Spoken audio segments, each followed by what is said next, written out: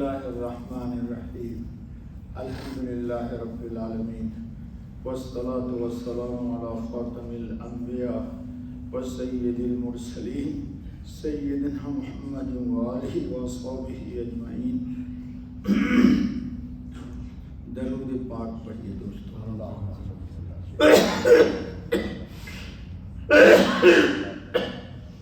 اللہم صلی وسلم وبارک علی سیدنا محمد وعلی آل سیدنا محمد صلاة تنجینا بها من جمیع الاحوال والآفات وتقضی لنا بها جمیع الحاجات وتطہرنا بها من جمیع السیئات وترفعنا بها عندك اعلی الدرجات وتبلغنا بها اقصى الغایات من جمیع الخیرات فی الحیاة وبعد الممات انک علی کل شیء قدیر۔ دوستو، آج کا خطبہ ایک بہت ہی اہم امور کی طرف توجہ دلانے کے لیے ہے۔ بندے کو جب اس بات کا استحضار رہتا ہے کہ ہمارے ساتھ اللہ ہے اور اللہ ہماری ہر نقل و حرکت کو دیکھ رہا ہے، نہ ہم چھپ سکتے ہیں، نہ اپنے کسی بھی ظاہر کے اعمال کو یا دل کے سوچ اور ارادے کو اللہ سے چھپا سکتے ہیں۔ جی، تو انسان گناہ سے، معصیت سے، نافرمانی سے، ہر وہ چیز جو اس کو اللہ سے دور رکھتی ہے یا کرتی ہے یا اللہ کو ناراض کرنے والے کام سے اس کو بچا لیتی ہے۔ کون سی چیز؟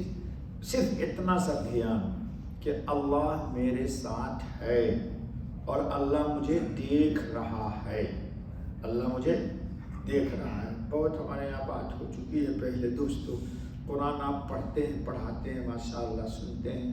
یوم تبلی السرائر، قیامت کے دن انسان کے دل کا بھید اللہ ظاہر کریں گے اور اس پر بھی انسان کا حساب ہوگا، مواخذہ ہوگا۔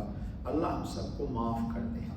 اس لیے سوچ اپنی اچھی رکھیے، فکر اپنی اچھی رکھیے اور اس بات کا دھیان رکھیے کہ اللہ میرے ساتھ ہے۔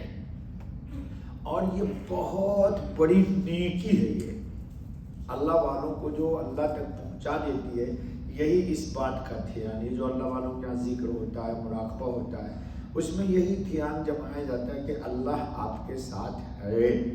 اللہ تعالیٰ، حضور صلی اللہ علیہ وسلم غار حرا میں تھی نا، یہ غار ثور میں دشمن اوپر آ گئے، سیدنا ابوبکر صدیق گھبرا گئے کہ پتہ نہیں کیا ہوگا، تو حضور صلی اللہ علیہ وسلم نے بڑے آرام سے کہا ان اللہ معنا، اللہ میرے ساتھ ہے، اللہ میرے ساتھ ہے۔ بس اتنی سی بات کہی کہ اللہ میرے ساتھ ہے، تو اللہ کا نام حافظ ہے، اللہ کا نام حفیظ ہے نہیں دوستو؟ تو جب حافظ اور حفیظ ہمارے ساتھ ہے تو دنیا میں کون آدمی میرا کیا کر لے گا بابا؟ کوئی کچھ نہیں کرے گا۔ چنانچہ دشمنوں نے کچھ کیا حضور کے ساتھ، ان کو نظر ہی نہیں آیا، جی ان کو نظر ہی نہیں آیا۔ اس لیے میں نے ایک دن کہا تھا کہ علامہ جلال الدین سیوطی نے بہت پیاری بات لکھی ہے اور بہت خوبصورت بات، کہ کسی بے ایمان نے محمد الرسول اللہ کو دیکھا ہی نہیں۔ ابو جہل نے حضور صلی اللہ علیہ وسلم کو نہیں دیکھا، ابو لہب نے نہیں دیکھا۔ اب آپ کہو گے بیٹا روشنی آنکھ میرے لگ رہی ہے، نہیں دیکھا۔ کیوں؟ محمد ابن عبداللہ کو دیکھا، رسول اللہ کو نہیں دیکھا۔ روشنی نہیں گئی تیری بیٹا، جی کیوں؟ بے ایمان نبی کو دیکھ ہی نہیں سکتا۔ وہ بہت اونچی بات لکھی ہے جلال الدین سیوطی نے، بہت اونچی بات لکھی ہے۔ تو گویا کہ ان کو جو نظر نہیں آیا حضور صلی اللہ علیہ وسلم، اس کا سبب کیا تھا؟ ان کا کفر تھا، یعنی کافر نبی کے نور کو دیکھ ہی نہیں سکتا ہے۔ وہ تو صرف آپ الحمدللہ دیکھنے والے لوگ جو آج کل آپ دوسری چیزوں کو دیکھ رہے ہیں اور نبی کو نہیں دیکھ رہے، یہ تو بڑے افسوس کی گل ہے بابا۔ جن کو نہیں دیکھنا چاہیے ان کو آپ دیکھ رہے ہو، اور جن کو دیکھنا چاہیے ان کو دیکھ نہیں رہے ہو، تو یہ گل اچھی ہے؟ بہت خراب گل ہے یہ پنجابی میں، جی تسی ایسا مت کرو، جن کو دیکھنا ہے ان کو دیکھو. اچھا بابا خطبہ آ گیا. اب ایک واقعہ آ گیا خطبے میں کہ ابن عمر رضی اللہ تعالیٰ عنہ راستے سے جا رہے تھے تو ایک چرواہے کو آزمانا چاہا. دیکھو یہ حضور کا زمانہ ہے، حضور کے تربیت یافتہ لوگ ہیں. حضور کے زمانے کے چرواہے لوگ بھی اللہ والے ہوتے تھے، ایک چرواہا بھی اللہ والا. تو حضرت عمر رضی اللہ تعالیٰ عنہ نے اس سے کہا کہ دیکھو یہ بہت ساری بکریوں کو تم چرا رہے ہو، تو ایک بکری بیچو گے مجھ سے؟ جی. تو اس نے کہا کہ نہیں، میں مالک نہیں اس کا، یہ امانت ہے میرے ہاتھ میں، میں ان کو شوانک ہوں، چرواہا ہوں. شوانک سمجھتے ہو؟ چرواہے کو شوانک بولتے ہیں. یہ راعی الغنم ہوں میں ان کو بیچنے کا اختیار نہیں رکھتا ہوں. جی. تو حضرت عمر نے اس کو آزمانے کے لیے کہا کہ تمہارا آقا تم پر اعتماد کرتا ہے. جی. تو تم اس کو کہہ دینا ایک بکری بیچ دو، مجھ سے کہہ دینا کہ ایک بکری کو بھیڑیا کھا دو. آج کا دور ہوتا ہے نا، تو MBA والے لڑکے سب بہت ہیں، کہتے ہاں یار یہ تو بہت اچھا مارکیٹنگ، ایک نہیں دو کو بکری کو کھلا دیں گے بھیڑیے کو. یہ نہیں MBA میں سکھاتے بھائی گندا مال بیچ دو، شاباش پروموشن ہو جاتا ہے اس کا. جی. دھوکہ دے دو، پروموشن ہو گیا ہے، حالانکہ ایمان کو برباد کر دیا اسے. خیر چلو آگے.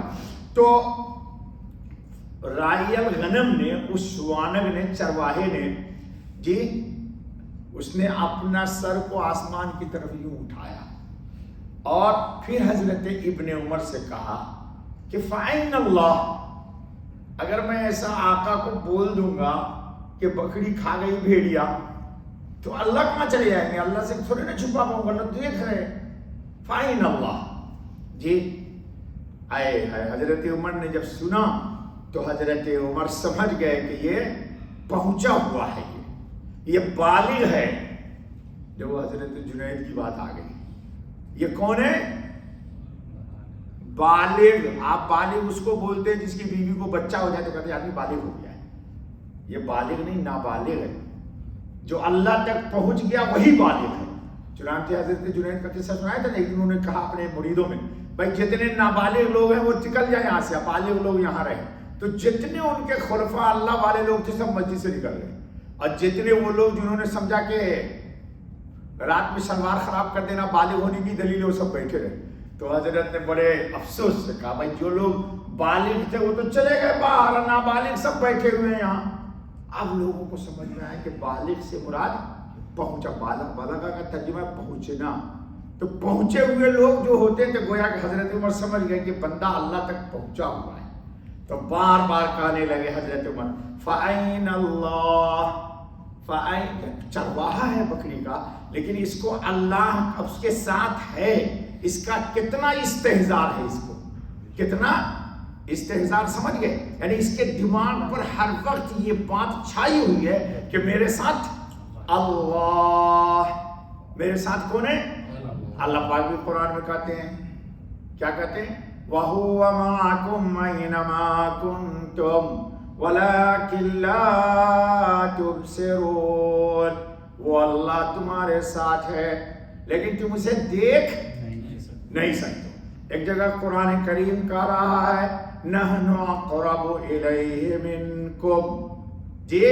نَحْنُ أَقْرَبُ إِلَيْهِ مِنْكُمْ مِنْ حَبْلِ الْوَرِيدِ. شہ رگ سے بھی زیادہ اللہ تم سے قریب ہے.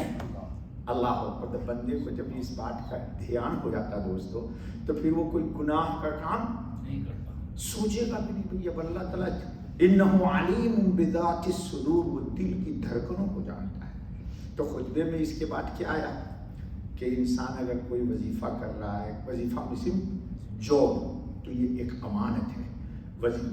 شغل کے درمیان ٹیلی فون پر باتیں کرنا یہ خیانت ہے. دوستوں سے باتیں کرنا، گپے مارنا یہ خیانت ہے. حکومت کے کسی راز کو فاش کر دینا یہ اچھا نہیں ہے. اسی طرح نئے بندے آ گئے کام کرنے، بیچارہ کام نہیں جانتے، آپ 10 سال سے کر رہے ہو تو ظاہر سی بات آپ کو ایکسپیرینس ہے.